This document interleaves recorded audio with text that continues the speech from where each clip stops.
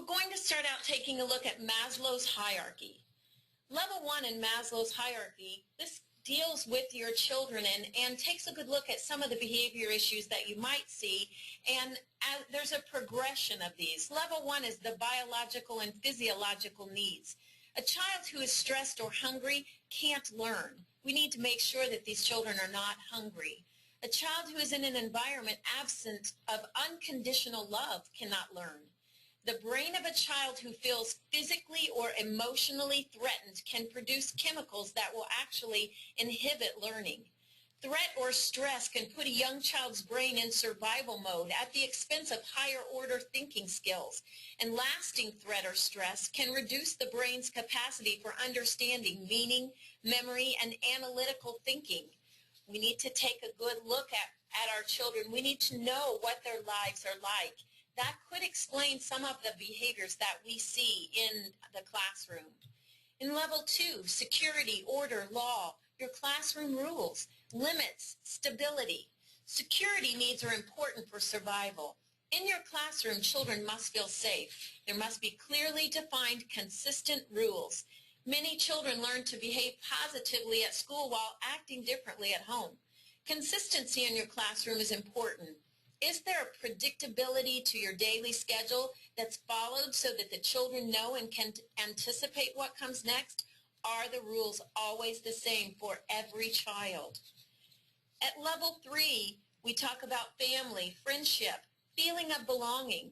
Do your children feel welcome in your classroom? Do you greet them individually as they come in the door? Do you call them by name?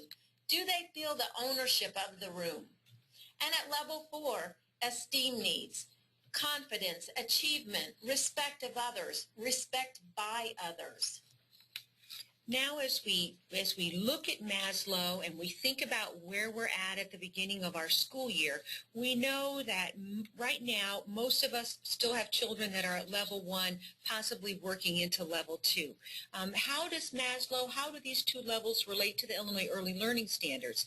And when you read them very simply, it jumps out at you that these goals should be the main focus as you start the pre-K year. In language arts, listen with understanding, responds to directions and conversations. Can the child communicate their needs, their ideas, and their thoughts? State Goal 14 in social science recognizes the reason for rules. State Goal 31, social emotional development. The child uses appropriate communication skills when expressing their needs, their wants, and their feelings. State Goal 32 addresses, again, social emotional development, begins to understand and follow rules, shows empathy and caring for others, uses the classroom environment purposefully and respectfully, engages in cooperative group play, begins to share materials and experiences and take turns, respects the rights of self and others, and develops relationship with children and adults. Where are these benchmarks in your everyday lesson plans?